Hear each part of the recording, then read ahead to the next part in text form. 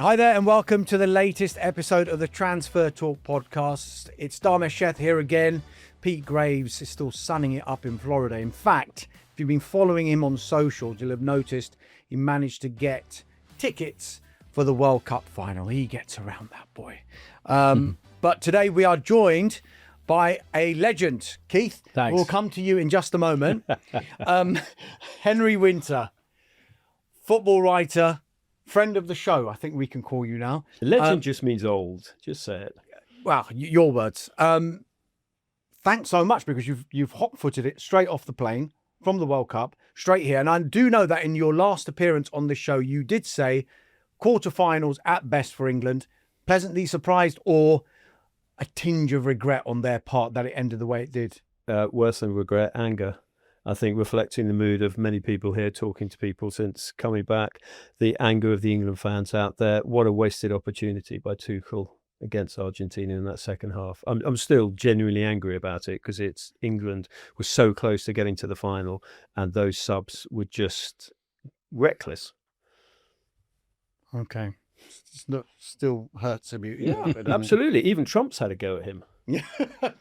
Well, when he does well, there is a problem. Keith Downie, Sky Sports reporter, thank you once again for joining us on the Transfer Talk podcast as well. And listen, I know you get this a lot, but you are often confused with Pete Graves. It would have been great had Pete Graves been here, because then it would have dispelled that theory. But alas, they have not been seen in the same room yet. Again, have you been called Pete recently? I'll put on my Scottish accent today then, just to differentiate us. Have I been called him? I think he gets more Keith than I get Pete, actually, although he wouldn't like to admit it. Yeah. How have you enjoyed the World Cup? Well, like Henry, I'm still angry, but I'm more angry at Scotland rather than England. Watching that England game, though, last week, had a couple of beers at the time. I didn't realise it was a back six that he was playing at the end. I thought it was a back five. I mean, incredible, those tactics to try and hold out a game. It was almost like he'd been watching Scotland and the way they played. I think for Scotland, to get there to another major tournament, the third in a row, and to go there and not have a proper go, it just felt like the same old story. It was really disappointing, but the Scottish fans, amazing, yet again. They set the tone, Yeah. actually, for what was a fantastic tournament amongst the fans.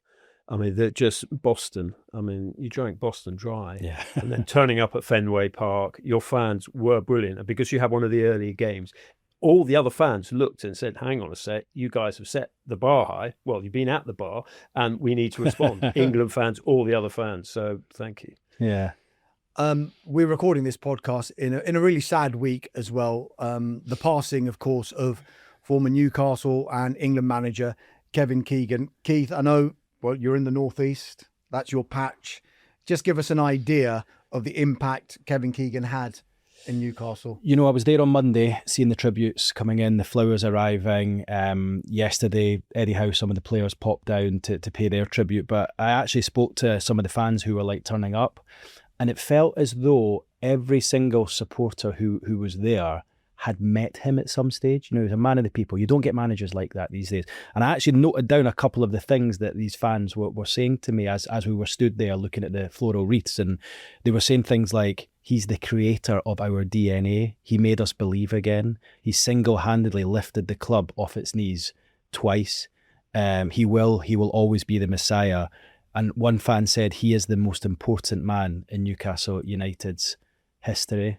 You know, you just don't get managers like that. You look at his programme notes from that first game back in the Premiership after gaining promotion, and he said, Fergie, we're after your title. Imagine a football manager saying that now in his programme notes. He made his players feel 10 foot tall, but he made the Newcastle fans feel 10 foot tall as well. And he's up there alongside Alan Shearer and Sir Bobby Robson.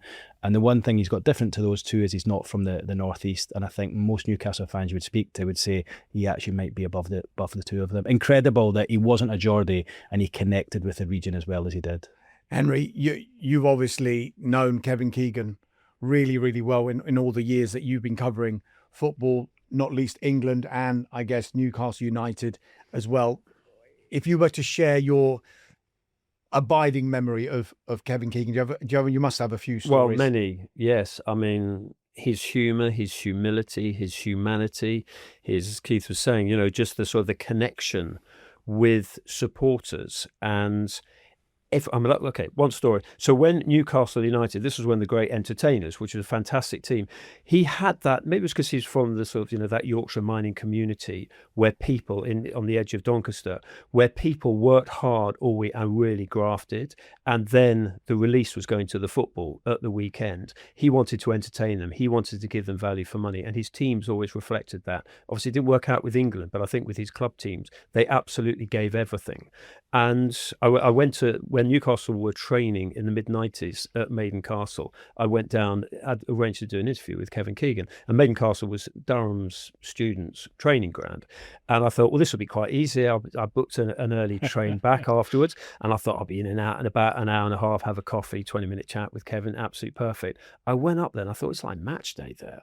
There were people double parked on what's quite a busy road, that Durham road. Yeah. And they were going in because Kevin wanted the fans to come in. There were about 3,000 fans there. And the lovely lady who was press officer there at the time said, well, Kevin will obviously, training's about to finish and he'll come and see you in the pavilion, go and have a coffee there. He might be a little bit of time.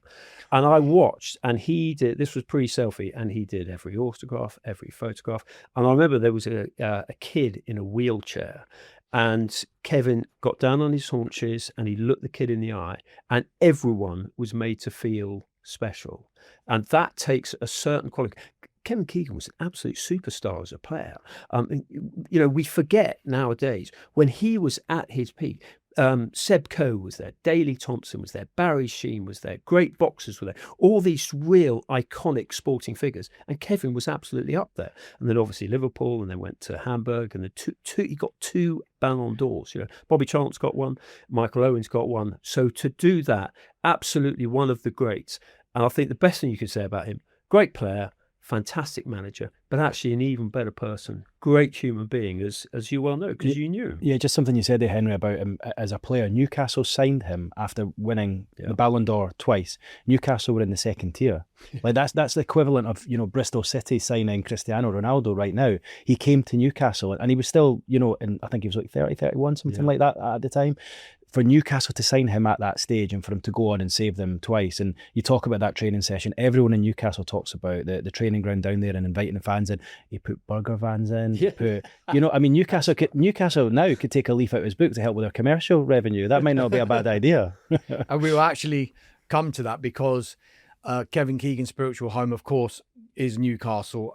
They've arguably been the biggest story of the transfer window so far, and not always for the right reasons, as Keith well knows. Anthony Gordon already sold to Barcelona. Sandro Tonali sold to Tottenham Hotspur, albeit for £100 million. And Bruno Guimaraes has made it clear to Newcastle anyway that if Arsenal come up with a good enough deal, he would be open to talking to them and maybe moving to them. And against the backdrop of all of that, Keith, you've got the situation where, well, they went for Yohan Manzambi and Victor Munoz, and unfortunately they didn't get those players. Let's talk Bruno first of all, because it's one thing selling the likes of Isak last summer, selling Tonali and Gordon, but Bruno would be on a completely different scale, wouldn't it? What is the latest on it just now? Well, he's the captain, isn't he? And he's the darling of the fans, and he's shown his commitment to Newcastle. And any fan you speak to up in the northeast, they all seem to be almost okay about Sandro Tonali going, which is strange because he's a terrific player. But they all were saying, look, as long as Bruno stays. And I think they're all beginning to now come around to the idea that he could be on his way. Look, you speak to Newcastle, and the information I'm getting back is there has been absolutely no contact, no offer from Arsenal. So they're bewildered, really, that word is coming out that Arsenal have made multiple offers for him through intermediaries. Look, this isn't a normal way of doing things. I don't think it's pleased Newcastle. I think if Arsenal were to come to the table and make a solid offer, I think talks would take place because, as you rightly say, Guimaraes has made it clear that he would like to pursue an option to Arsenal if Newcastle got the right amount. Look, he knows that the club aren't going to sell him on the cheap, But if a good offer that Newcastle were happy with came in, he would like the opportunity to go and try and win trophies. I don't think this is a financial decision from Bruno Guimaraes. He earns circa £200,000 a week at Newcastle at the moment. Yes, he would get a bit more than that at Arsenal, but he'll be 29 in November. He wants to go. He wants to win trophies. He wants to end his career with some silverware. If he stays at Newcastle for another 3 years, that's probably not going to happen. So where do we stand? We know Arsenal want him. We know the player would like to go. Arsenal need to put an offer on the table. How much will it take for Newcastle to sit up and listen? I think it probably needs to start with an 8. And I think once they come to the table, make a formal offer, there's a chance that could happen. Until they do, we're kind of talking about nothing at the moment. What we should say, and how transfers usually work, whether we like the way transfers work or not, Henry, is that if a club goes to another club and asks about a player and engages in talks with that club, there is a very strong likelihood that the reason that they're going to talk to that club is that they know in some quarters that the player is open to going to that club. Only because you're not going to waste time for weeks talking to a club and then at the end of it, right, we've got the deal sorted. Does the player want to come? No, actually he doesn't. It doesn't work like that. It shouldn't. It should work as we expect it to. Yes, club to club, but we all know that there are intermediaries working along the background. Just on Bruno himself, though, I mean, Keith outlined it very well there. Has it come as a surprise that maybe he would want to move on?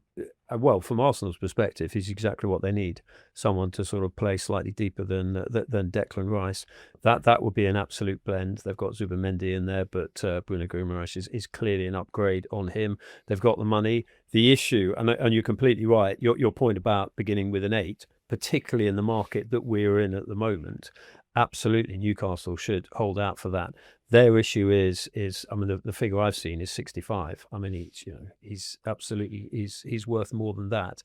But Arsenal, as we've seen already, and I'm sure we'll get onto this on Morgan Rogers, when they've got a figure in their head, they tend to stick to it, which is obviously very frustrating for their fans. Maybe Newcastle will be in a stronger position because the Rodgers deal didn't go through, so they feel that they can actually push Arsenal a bit more. But I mean, I'm looking at it very much from the outside, Keith. And when Gordon left, there didn't seem to be too much of a heartbreak because he wasn't playing. He wasn't, and he wanted to leave. And it was for Barcelona. And then when Tonali left, the money was so good. And there didn't seem to be necessarily that emotional connection with Tonali. But Bruno Guimaraes and Newcastle fans are understandably so emotionally engaged in their team. I think it's going to be a huge loss to the city, as well as the club as well, because he almost made a statement of someone who would be seen out and about. He spoke, I think recently, it might have been an interview with you within the last sort of 2 months about how much he enjoyed being there. Look, it's a special place to live, and I imagine to be a footballer who does well for Newcastle United is absolutely revered there. Maybe if he goes to London, there's a little bit more anonymity. Maybe that's an attraction. But I think you're right. I'm sure it's purely footballing, Champions League, playing for the champions. But I think that's a huge loss, tactically, football-wise, emotionally. Yeah. I think to lose him and Tonali in the one window would really hurt Newcastle. Gordon, you say it felt like he checked out a little bit towards the end of the season. He obviously didn't play. They were trying to protect him ahead of that move. They knew they needed to sell. They obviously had that UEFA sanction coming their way. They knew they needed to sell. Tonali, he'd been there 3 years. The first year, of course, he didn't play, so he hadn't built up that same emotional connection that Bruno Guimaraes has. And incredible that we're talking here about Kevin Keegan and what he was to the city. Now, I'm not saying that Bruno Guimaraes is on that level, but Bruno Guimaraes is more than a player to Newcastle. It's what he brings, his connection with the fans and his family and everything. And that's why, a player coming up to 29, you can almost say 60, 70 million should be enough. But I think for everything he is to the city and his connection, that's why I think it has to be more. And I think for Newcastle to sit up and listen, it needs to be a really high offer. They do not want to sell him, but we all know in football, if a player wants to go and the offer's high enough, it generally happens, doesn't it? Just on that, you look at the balance of the squad. If he goes, you actually got a decent amount of, Newcastle have got a decent amount of forwards. We can argue over the quality. Centre halves, you're not short of. It seems to me that if you're going to invest that money, if you generated all this money, you need fullbacks as well as a couple of midfielders. Yeah, they're looking for a fullback, one fullback at the moment that can play on either side. Right. Okay. That's what they're looking at, and there's been a few different names mentioned, but they've got Lewis Hall there. I wouldn't say his future is certain by any means. Look, there's definitely interest in him. They've got Livramento, a right back, who of course was in the England squad, had to pull out through injury. Newcastle desperate to tie him down to a new deal. Can play either side. Yeah, they want to bring in another one that can do that, and I think they're sort of involved in trying to do that at this moment in time. But if Bruno Guimaraes goes, suddenly you're looking at midfield, and that becomes a real priority for them. They brought in young Sean Stewart from the Eredivisie. He's not come in to be a regular starter. He was there to learn from Bruno Guimaraes, so they would then need to bring in at least one or maybe two senior midfield. I think so. Yeah. I think they've got big hopes for him this season. Yeah, I mean, he's still a teenager, but he's played 100 games. He's a Newcastle future captain. I think they're expecting big things. The problem for him is he's had a lot of injuries recently. I think he'll step up, and I think Jacob Ramsey will definitely step up this season, providing they can stay injury free. But as I say, for Bruno, it's not even just his football ability, it's what he brings to the place in his leadership. And just on that, we talk about market values of players, and some will say, well, he's 29 years old, going on 30. How can he be worth that much? Well, Newcastle themselves have sold Tonali for 100 million, but it's also not just the market values of players like Mateus Fernandes and Elliot Anderson and Sandro Tonali. It is, what is he worth to Newcastle? Keith outlined it there. How much would it take to replace Bruno Guimaraes in that Newcastle United team? He's their captain, he's their talisman, and he, as you say, he's more than just a player for them. So you can understand why they're gonna, if he is gonna go, it's gonna start minimum with an 8. But it does feel quite uncertain at the moment, Henry. And I mean, Keith has been covering Newcastle, particularly last summer. It was really, really difficult for them. They lost Isak in the way that they did. And on top of that, they had that situation where they'd gone down the road with Sesko. They'd gone down the road with João Pedro. They'd gone down the road with Ekitike and thought, right, one or two at least of those are coming. None of them end up coming. So is this summer almost building up to be even worse than what happened? No, I'm not so sure, because the sort of the Isak thing was stretched out, and that was painful. I also think it seems a little bit more organised behind the scenes, where there's been a sort of fluidity. But just 2 points on what you were saying. The age thing at 29. We've just come out of a World Cup where we've been celebrating Messi at 39. We've been celebrating Modric at 40. Ronaldo probably played maybe a tournament too long for Portugal. Players look after themselves well now. And if you talk to employment lawyers, because Arsenal used to do this, because Wenger always had this issue, when a player hit 30, he would only give him a 1-year contract. I mean, you used to cover that. You can't do that with footballers now. Look at Harry Kane. Harry Kane's 32, and he's probably never been fitter. Looked in his peak. So the age thing, I do find it's length of contract, which is slightly more of an issue. But what I also find, and again looking at it very much from the outside, but having spent a little bit of time with Carrick and having been up to Wallsend Boys Club, you've got some amazing boys clubs there. The talent that you produce, maybe it's not the sort of the supply line of the past, the sort of the Shearer years, was he Cramlington Juniors, like that, but the club has got to look at these amazing sort of hot houses of football that comes through, and actually develop your own. Because one of our own is very emotional for fans. They often tend to stay longer. If you sell them, it's free money. It's great for PSR. It's pure profit. But also, it just makes sense in the financial world. So, but that's a separate issue, and you would know where there is that supply line of coming, rather than going to what it was Platform 8 at Central Station and hotfodding it to Southampton or West Ham. Yeah, well, I mean, that is always going to be a challenge for them, especially with signing players. And I'm not talking about academy players. I'm talking about top end world class stars. As Newcastle have always struggled with the geography, but that's another argument. That's another conversation. In terms of behind the scenes at the club that you mentioned a moment ago. Last summer in the transfer window, one of the main reasons it was such a mess was because they were working in that transfer window without a chief executive and without a sporting director. And Eddie Howe was having to do it all himself while trying to prep the players for the season ahead.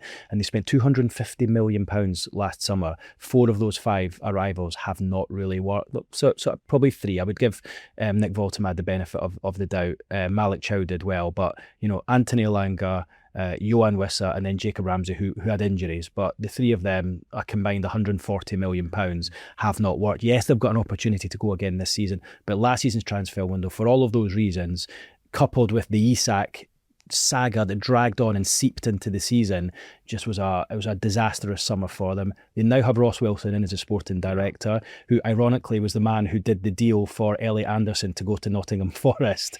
And, you know, it was a horrendous deal for Newcastle at the time, but they had to do it to avoid a PSR breach. Newcastle were impressed with what he did. They've brought him in. So they've got Ross Wilson and they've got David Hopkinson, the chief executive. These guys have been brought in to try and bring everything together. And part of their remit is the academy, to join all that up to the first team squad. It was all a bit detached before. So it is going in the right direction. But as you well know, these things do not happen overnight. Henry, he mentioned those three letters that we don't like talking about, but we will, PSR. You think when the Public Investment Fund from Saudi Arabia came in, and Keith was reporting on it at the time, and it felt like it's a new age, Newcastle. Exactly. I wish we knew the rules at the time. Exactly. Well, you laugh at that now, but knowing the rules at the time, do you think they were fully aware that it was going to be as big a stumbling block as it's proved to be? Well, if you're a Newcastle fan, you probably think the rules keep changing, and the rules keep changing to keep Newcastle in their lane, which is from the elite's perspective. I mean, the essence of financial fair play, PSR, SCR, is actually sensible because you don't want clubs to overreach. But I do think that if you have owners coming in who are clearly wealthy owners, they are not going to go bankrupt, these owners. PIF are just ridiculously wealthy, that there should be a certain grace when the new owners come in, and that you can spend more. Two things here. First, Tuchel getting his contract extension is good news. When that happened, I thought that's good news for Newcastle, because I'm sure the first person they would have gone for is Eddie Howe. So Eddie Howe's, you haven't got that. Can you imagine if Tuchel didn't have this contract extension? One of the things we'd be talking about now is Eddie Howe going to England, because he's so highly regarded within the Football Association, and rightly so. So that element. And PSR, unfortunately, Newcastle have got to, it's a horrible phrase, but they've got to sweat the brand. They've got to generate more money, whether that, and Keith would know far more than I would, whether a new stadium or stadium development is a goer.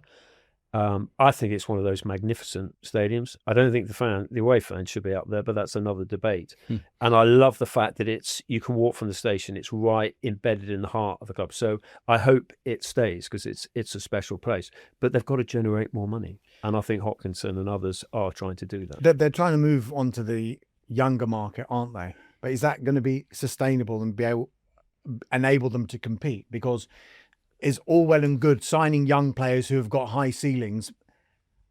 Oh, you can be part of this project. But then they become even more ambitious when after 2 or 3 years of a certain project, in a couple of years, we could be challenging. They don't want to wait around, do they? And they've got to start that process again. But why couldn't they have gone for a Mateus Fernandes, a few years ago, and he's now going for sort of 85 million? There is talent out there. In their defence, Sandro Tonali, signed for 55, sold for 100. Yeah. Anthony Gordon, signed for 40, sold for 70, both 3 years later. Isak sold for 63, bought for 63, sold for 125, almost doubling his value. So although last summer was not good, you look, and that's just 3 of a number they have brought in. And let's be honest, Gordon, Isak and Tonali were not household names. Yeah, people knew Tonali, he was an international player, but they weren't household. Newcastle have made those players better. Eddie Howe's on his work in the training ground. He's improved them. So that side of things is working. Last summer was a disaster, because it almost felt like all their bad recruitment all happened at the one time, and it was last window, and they're paying the price for that now. But off the pitch is where they need to improve. Since the takeover happened in just nearly 5 years ago, things have rapidly improved on the pitch, and we see that. Off the pitch, you're completely right. They should already be building a new stadium. They should already be You in think there. they do need a new stadium? I think so, yeah. I mean, think of the commercial revenue that comes with that. You know, look at Spurs. Their commercial revenue is almost double what Newcastle's is. You know, Newcastle are nowhere near these clubs. Yes, they're getting closer year by year, but it's not quick enough. They need to do it quicker, and that's the one criticism I think you can say of PIF. They've put as much money as they possibly can into matters on the pitch, but they've kind of taken their foot off the ball off the pitch. They should be in a new stadium, should be in a new training ground, and that would allow Newcastle to catch up quicker off the pitch to the so-called Big Six, and they haven't done that, and I feel that's where they've let the club down a little bit. Let's try and get some positivity.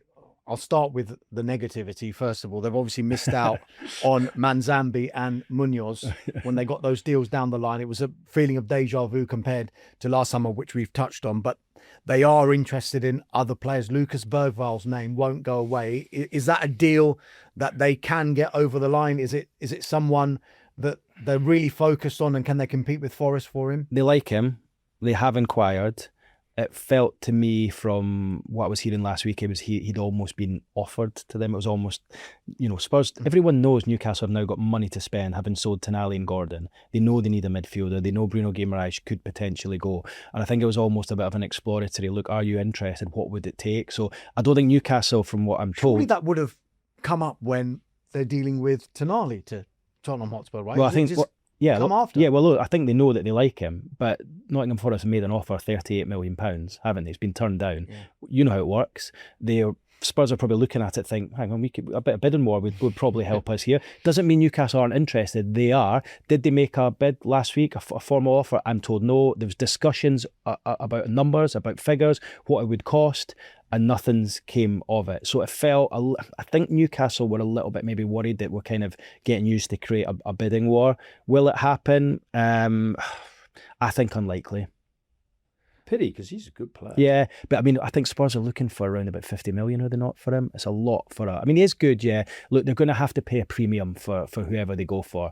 It could potentially happen. But then also, I'm aware that what I'm saying to you right now, and it's obviously information I've gleaned from sources within the club, I'm aware that they've had their fingers burned with, as you've mentioned already, Victor Munoz, Johan Manzambi, with information coming out, and they're trying to keep everything quiet now because they don't want that to happen again. I mean, you look at the Manzambi deal, Villa, nothing from them, quiet the whole way through. Okay, Newcastle had agreed a deal, the player wanted to come, and at the last second Villa swooped in. There's nothing coming from their club, no briefings, no nothing. And I think Newcastle probably are now feeling, hang on, we need to learn a thing or two about the way they've done that. Sorry, interrupt you. Just one thing on that. If you say, right, we're interested in this player, Bergvall, but actually we're going to wait and see if we can get the price down because he will go north of 50 million. Actually, doesn't it make Eddie Howe's life easier if you get him in early? I just don't think he's a number one target. Okay. I think that's the thing. Okay, I think he's an option for them, but I don't think he's a number one target. They like him and they've inquired, they've discussed numbers. I don't think he's the priority. I think there's others. Who's the priority? I don't know. This is the question, I'm afraid. I don't know. But they are looking for another central midfielder, full-back goalkeeper. They're trying to get the goalkeeping situation sorted out at the moment. Could Bergvall happen? Potentially. It felt a little bit more like Spurs trying to create an auction rather than Newcastle actually going to land the player. Just one thing on, you mentioned the goalkeeper. Yeah. Trafford is going to be picked for his long-term successor. I know he was linked with you a year ago and then Donnarumma came in. Would they go back in for him? I think they would take him in a heartbeat. Yeah. Absolutely. He's obviously been away with England. Another one who was wanting to wait until after the World Cup and weigh things up. He was telling people last summer that he was moving to Newcastle. It was all agreed. And then I think City had that buyback clause where they took him and then not long after brought back Donnarumma and he was a number 2. I mean, he would have been incredible for Newcastle. Nick Pope's coming to the end of his days. He's likely to go this transfer window. They've actually brought in a young keeper, Ewan Jowen, who incidentally Real Madrid were trying to sign. So although, and I'm not trying to spin this, but although Newcastle have lost out to Liverpool for Munoz and Villa for Manzambi, 2 clubs who have got Champions League football, by the way, Newcastle don't. Real Madrid were trying to sign Ewan Jowen, and Newcastle got there ahead. Toure, the winger, who they've signed from Hoffenheim, I'm told Brentford were trying to sign in Newcastle. So you win some, you lose some. That's the way they're trying to look at things. But I think Jowen's come in to be the number 2. I still think they're trying to sign a number 1. He would be exactly who they want. Trafford. Perfect. I saw a lot of him this summer watching England train with Dean Henderson, and obviously Jordan Pickford, and he was comfortable with the ball. His distribution is incredible, isn't it? You just wonder what someone like him's thinking when he's seeing Gordon, his England compatriot, go, when he's seeing Tonali go, Bruno Guimaraes. But you wonder what people are thinking, and like, do we want to join at this moment in time when it looks like a little bit of Eddie Howe's still a draw for players. Yeah. Because players develop under him. Well, just on Eddie Howe, just finally on Newcastle, a question for both of you, I guess. Is he under pressure? I think every manager's under pressure. Whether he should be or not, but if I was at Newcastle, I would be slightly worried about the long-term commitment of PIF, because you look at them in other areas, and they could. I'm not saying they're going to turn their back, because Newcastle's is a fantastic emotional and financial investment for them, but. If I was there, I want a little bit more commitment and a show of commitment from the owners. Look, you talk to them on a regular basis. I might be completely wrong, but it seems to me that they're not as wholehearted as they were. Yeah, it does feel a little bit like that. And the fact there's been such a hold up with the stadium announcement. I think if we got a stadium announcement and the bricks started getting laid, I think you can think, right, hang on, they're here to stay. But that has been held back. So too is the training ground. They're still doing work to the existing training ground. Really? Yeah, and look, they spent a lot of money. They spent 10 million on it. They're spending a few more million on it just now. But it's incomparable to Spurs or even like Leicester, who are down in League One. It's nothing like that. And I think that doesn't help with players. So just going back to a point I made a moment ago, players like Gordon and Tonali and Isak, Bruno Guimaraes, when they signed for the club, they made all these promises that within 3, 4, 5 years we were going to, and it's stalled off the pitch. They've not got there, and football's talk to each other. Yeah. And with regards to Eddie Howe, that you asked, if you'd asked me in May towards the end of the season, will Eddie Howe be manager next season, I would have said I would say probably no. I felt like there was a chance he could have gone in the summer. I just felt towards the end of the season things weren't looking too good.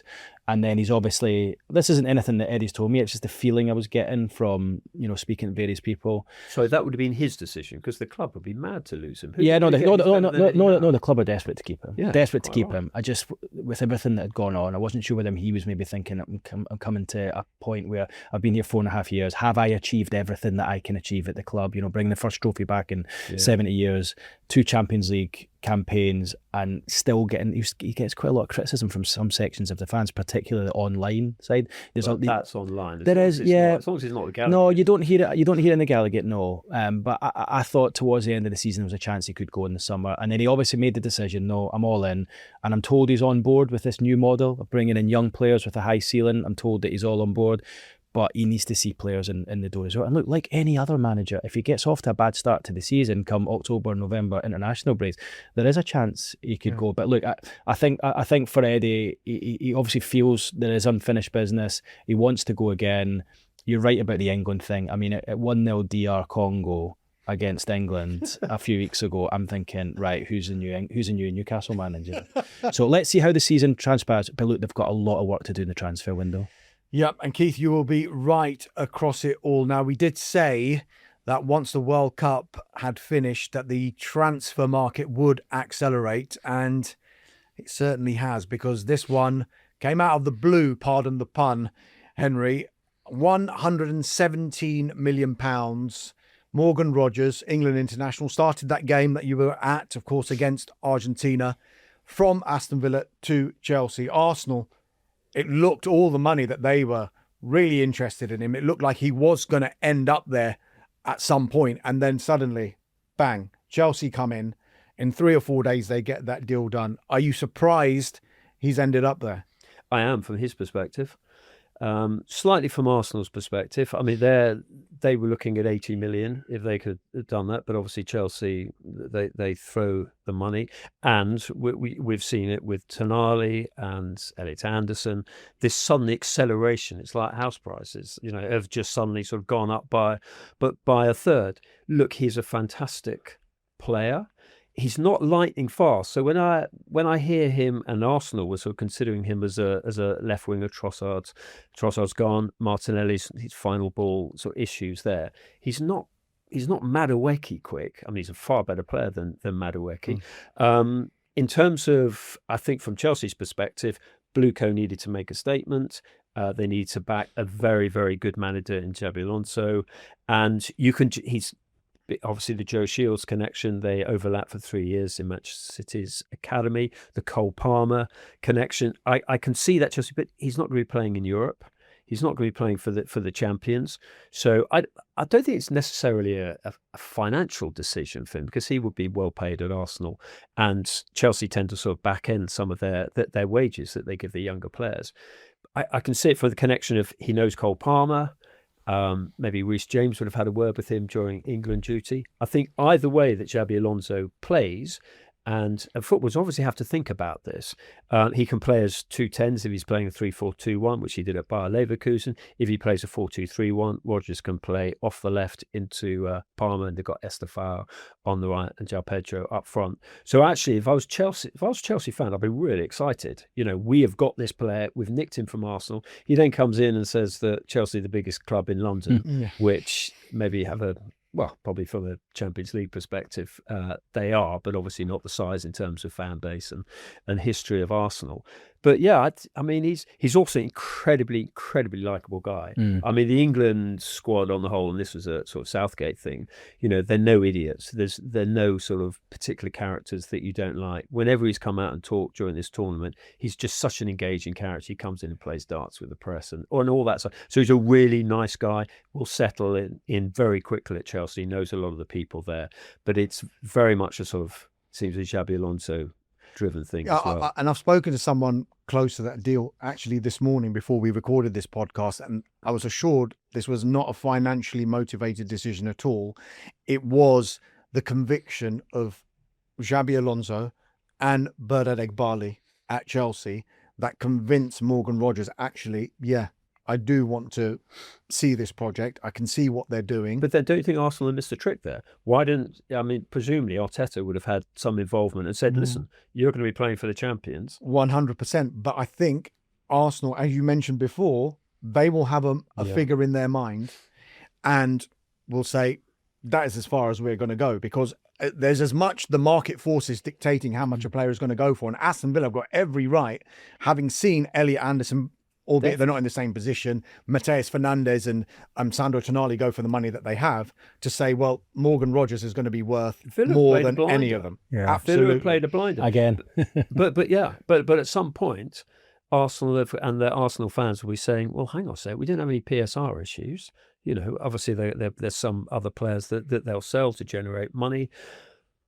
Well, sometimes you just have to go over the odds to get the player that you want. But I think the information we have now is, yes, they were willing to go to a certain level, but going to that certain level was already going above what they were realistically wanting to pay. And then the price went even further. Do you think 116 is too much, or 117? 117 million.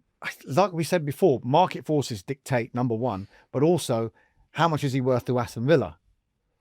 And he is probably that price with those, when you take all of those things into consideration. And there's a pay on to Middlesbrough as well. Middlesbrough, you say Villa played a blinder. Yeah. So Middlesbrough have broken their transfer record twice with the one player. Right. So when they sold him to Villa for eight rising to 15, that was a record transfer sale, and obviously he's now sold from Villa onto Chelsea. They get an additional 20 for that, so they've broken it again with this secondary sale. So they've made £35 million from a player they signed from Man City for 1.1 million. And he played for 6 months or something. 6 months. I mean, I went to see a few games and he wasn't sometimes on the bench. And you say about being a lovely guy, Henry. I remember interviewing him and I was blown away by how nice he was, like so polite and just not your average footballer at all. And I thought, what a guy this is, really nice guy. He got the move to Villa. I remember thinking, wow, they've paid a lot of money. 8 plus 7. Yeah. 8 plus 7, what, two and a half years ago? And, there's now an additional 100 on to that. But yeah, an amazing piece of business for Middlesbrough to do that for Villa as well. But the prices are just ridiculous just now. And it's better thought for West Brom, Because West Brom, you know, we always think of the sort of the pyramid naturally supports the Premier League. We have to make sure that West Brom are remunerated and looked after, and whether that's, without getting political, whether that's the new deal between the Premier League and the EFL, which one day may be done. But, you know, West Brom's academy coaches shaped this kid. It also shows that there's gems out there. I mean, he went on loan to, I think it was Blackpool, Bournemouth, Lincoln, yeah. I mean, and he did 3 years ago, really he was hit the playing heights for Blackpool and scoring at Carrow Road. I mean, it's just remarkable. And we saw a similar sort of journey for Harry Kane as well, when he had all his loan spells out. And so it shows that there are players there at the big clubs. He's been released by Man City will be looking at that one and thinking, God, we've allowed. And then we've spent 116 on Elliot Anderson. It's incredible what goes around. I have to say, when I saw that figure, though, 117, I was like, wow, because Arsenal were getting, you know, mooted with I'm like, £37 million more. I mean, it feels strange to me. I've got to say that amount. But you're right. If Elliot Anderson's 116, then Rodgers is absolutely the same amount. The pressure's on now for Chelsea. They've got what's the minimum requirement next season? Well, Champions League. I mean, they're not going to push for the title. I mean, they're still. I mean, they're looking. Well, you say that, could they? If you look at what, because they've got one game a week. Well, I mean, maybe they get Lacroix in at the back. Yeah, if you look at what Manchester United did last season, they changed their manager. Yeah. It looked disastrous early part of the season under Ruben Amorim. Yeah, Michael Carrick comes in. They finished third, albeit they played the fewest amount of games you can in a season, because it was 38 Premier League games and they only played one game in each cup. If you take that, and now you've got a manager in Xabi Alonso with a pre-season and the signings that they've made. Yeah. Are you tipping them for the title? I'm certainly not. Exclusive. I'm certainly not, but I don't think it's outlandish to not have them in the conversation. No, I definitely have them in the Champions League. I'm a huge Xabi Alonso fan. I think as an individual, obviously as a fantastic player. I always like midfielders who weren't blessed with pace going into management. There seems a sort of history of them, whether it's an Ancelotti or a Pep or whatever. Maybe it's because the way they have to read the game, because they can't sort of sprint here and there. That's a slightly philosophical debate.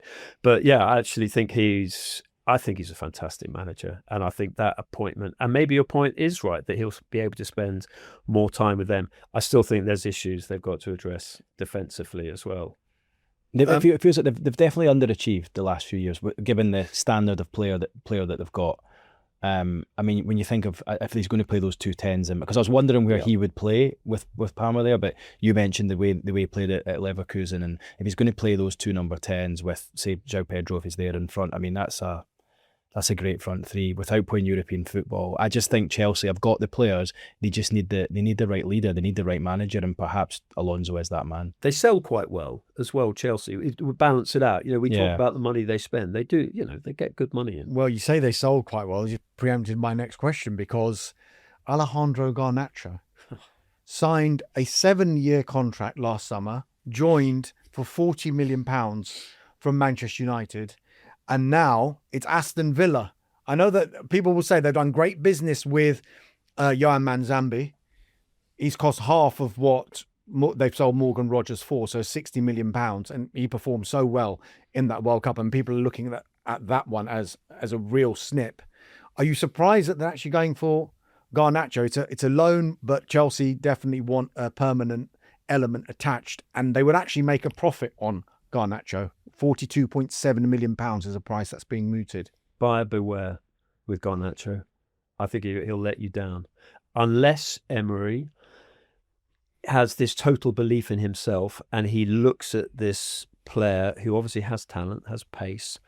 You know, we've seen, but he has quite a full... he believes in himself a little bit too much without having delivered on a consistent basis. And I think fans of various clubs will tell you that. So I think if he goes there and he listens to Emery, who can develop, but he's got to knuckle down and work hard at Bodymore Heath to deliver if he does go there. Henry, you mentioned Lacroix possibly going from Palace to Chelsea. Another name that's being linked with Chelsea and Arsenal as well is a player you watched during the World Cup without a club at the moment, because he's left Manchester City, in John Stones. Would he be a good addition to either of those clubs? If you've got through the medical, absolutely, because he's a leader. He can step into midfield. You saw was it the Norway game when he was a couple of the games, he was absolutely outstanding when he came on for England. He's 32. He's looked after himself. As long as the medical was fine, wages might be an issue. Would he necessarily want to move from the Northwest?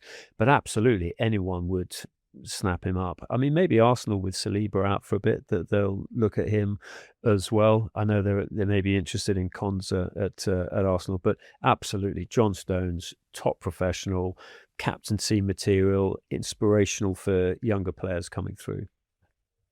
Yeah, be interesting to see if that one does materialise. Chelsea, of course, are in the market for other players as well. They're one of 3 clubs, or a number of clubs even, including Arsenal and Manchester United, who are very, very interested in the Bournemouth midfielder, Alex Scott.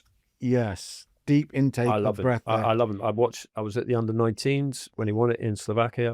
Watched the under-21s when he won it last summer in Slovakia. And I think if Elliot Anderson's going for that sum, Alex Scott can easily go for, in this inflated world, for sort of 75, 80. I think he's a terrific player. I like his personality. I saw him at Bristol City. Obviously, he's got the background in the Channel Islands. I think he's a terrific prospect. He was out in Florida as one of the 4 training players that took out there, didn't play. But yeah, I mean, he just showed in training out there that he didn't look out of place at that level. Let's talk Alex Scott. You said that price around 80 and above, given the market values of other players. We understand that he has not agreed terms on a new contract. He's got 2 years left on his current deal. So Bournemouth have got a very small margin of error, really, now to be able to say, can we risk keeping him for another season and then let him go into the final year of his contract? Or do we cash in now? Regardless of Bournemouth, as far as Alex Scott is concerned, what you've seen him grow up, you've seen him play, you've seen him train with the England team as well and play for England as well. Right now in his stage of his career, is it time for him to make that next step? I think if Iraola was still there, then you say stay on. He's 22 and he's got into the England reckoning. He's been in an England squad as well as the training camp while at Bournemouth. I mean, it was interesting. I was reading the Bournemouth Echo the other day, and they were talking about the new stadium expansion. It's 11,000. They want to take it up to 20,000.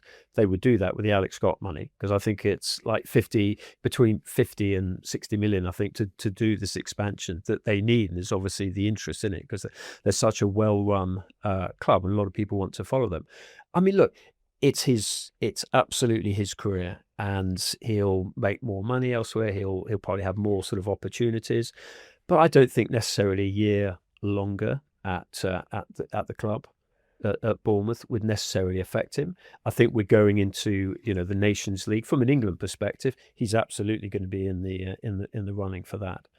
But look, I've seen him play different positions as well. And if Elliot Anderson, who he partnered in central midfield to win the Europeans under Lee Carsley, the second one, then you'll go for a pretty sum. Keith, can Newcastle be in the mix for a player like Alex Scott? In my opinion, they should be. The new model, though, this summer is to bring in players between the age of 18 and 24, a price tag of between 20 and 40 million. So if Henry says they want 75, 80 million, that is above and beyond that. However, they proved that they were willing to push the boat out for Manzambi. The fee they agreed with Freiburg was 49 million, so that's above their parameters. So they are willing to.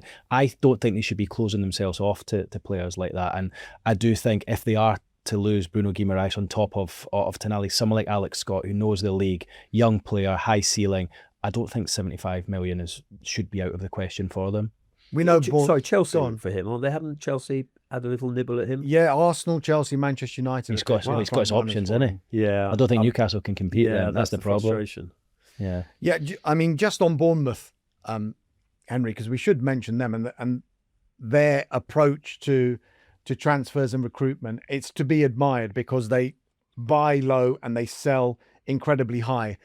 They've now got to that point under Iraola, who of course is left now to go to Liverpool, that they're in Europe for the first time. And it's little wonder that they're saying, actually, no, Alex Scott, we need him. It's our first season in Europe, so we want to keep him. They want to keep Junior Krupi. They want to keep Rayan, and they want to keep players of that ilk.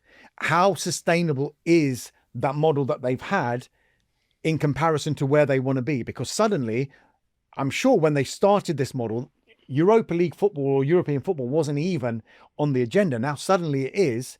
Do they need to start changing the way they do things? I mean, maybe they could subtly point out that not every player who leaves the club for big fees and presumably improved wages absolutely has the best of seasons. Zabani, who's a player I liked, was doing really well for them. Obviously, Semenyo's hit the ground running at Manchester City, so you can balance those two out. But yeah, he could stay another year, but they could lose 40 million if they wait another year. So, and as you say, if their model is to do that, but look, fair play to them. And they've probably got another Alex Scott in the waiting. And I was slightly surprised that more clubs didn't descend on Bristol City, particularly after Pep had said very flattering things about him after, I think, a Manchester City game there, or he'd seen Alex Scott play. Alex Scott was not, I mean, taking your point about Newcastle United, Alex Scott was not an unknown quality or quantity at Bristol City. So, yeah, but look, fair play to Bournemouth, fantastic scouting, and look, model of a well-run club. Keith, while we have you here, before we go, let's talk the other club in the Northeast in the Premier League, and that's Sunderland, of course. £180 million spent, 13 new signings. That's right, isn't it? 13? No, I think it was 100. They spent 150 last summer. 14 new signings. 150. You got your fours and your fives the wrong way down. Sorry, so many numbers. Their window so far this summer, though, is Thomas Meunier on free transfer. Yeah. Is this the new plan? No, the new plan is to bring in 5 players this summer. Just 5, that's it. Just the 5, yeah. Just a third of what they did last summer. I mean, it was incredible, the turnaround last. I mean, look, they worked. I mean, I would say probably about 80% of them worked. The one position that didn't really work was the wingers that they brought in. You know, they brought in Simon Adingra, sold him on 6 months later. They've kind of brought in a few different options that haven't worked. That is their priority. They want to bring in a top-class winger. Remember, Sunderland have got European football this year, the Europa League. So they need to improve the squad. They need to strengthen the squad. But rather than quantity, it's quality. They're trying to bring in. So they need to bring in a winger. They need to bring in a left back, and they need to bring in a centre forward. I'm told that's not the priority at the moment. They're trying desperate to bring in a winger first and a left back, but they need 5 players. A couple more could still leave. We all know what happened a couple of weeks ago with Granit Xhaka. If he had left, it would have been a real problem for them, because he's the leader, you know, and he actually helps attract players to the club, and he's done that. A number of the players have come out and said, the reason I signed is because Granit Xhaka's here. He's been on the phone to me. He's persuaded me to come. He's told me about the project. Look, Chelsea came to the table, as we all know, a few weeks ago to try and sign him, showed their interest, and then showed their hand with an £8 million offer. And I think, you know, most people look to that as a low ball. Henry, you're laughing. It's in today's market, it's pennies. I mean, you think how much he's worth to Sunderland. How do you replace him? How do you replace him emotionally? How do you replace him as a leader? Can you put a figure on that? 8 million is a little bit insulting. I think it's reflective of his age, really. You know, he'll be 34 in September. He just played in the World Cup. I know. And he's led Sunderland in the first season back in the Premier League. And he's almost like player manager. You ask the manager and he says he's like my on-field manager. He's led them from the Championship to the Europa League in their first season back. I mean, he's been incredible. You know, for what he does on and off the pitch, he dictates play. He's the man at Sunderland. And you ask any player, they just say yes, Granit, no Xhaka, no Granit, whatever you say, Granit. They're just playing to his tune. Really, it was really refreshing, I think, though, to see a player in this day and age. Look, yes, he's paid handsomely by Sunderland. You know, he came to Sunderland from Leverkusen, pretty much doubled his wages. He's paid big money, okay? But it was really refreshing to see a player being targeted by one of the top 6 teams, Chelsea, and an opportunity to work under Xabi Alonso, where he won the Bundesliga, you know, over there, to not turn it down, but basically say, look, Sunderland, if you get what you want or you think I'm valued, I'd like to go. If you don't, I'm happy to stay. And the latter happened, and it's really nice to see. I think we look at the Bruno Guimaraes situation at Newcastle. Will that happen there? His message to the club is, if you get what you deem to be an adequate offer for me, give me the opportunity to speak to Arsenal or give me the opportunity to make that move. So it'll be interesting to see if a similar scenario plays out there. But I thought that Xhaka thing, it really surprised me. I thought the minute Chelsea came to the table, this is happening. Sunderland dug their heels in, and Xhaka, being the guy that he is, stayed. Right. Brilliant stuff. Henry, Keith, you need some rest now, don't you? straight off the plane, off the back of 8 weeks at the World Cup. Thank you so much for joining us. We hope to see you again. Keith, do come back. One Pete's on as well, so we can finally dispel that theory. I'll see the two of us together. Thankfully, for me. But thank you for watching and listening wherever you've been watching or listening. We will be back on Tuesday and every Tuesday from now on. And no doubt Sam Ty will be back as well to go into detail about Aston Villa's dealings this summer. So wherever you've been watching or listening, whether it's been in your cars or on the train, in the wind or in the rain, in your house or in the shed, on your couch or in your bed, on the hills or in the valleys. Henry, you're loving this, aren't you? In the streets or in the alleys, out for a run or maybe a walk. Thanks for listening to Transfer Talk. And that's for sure.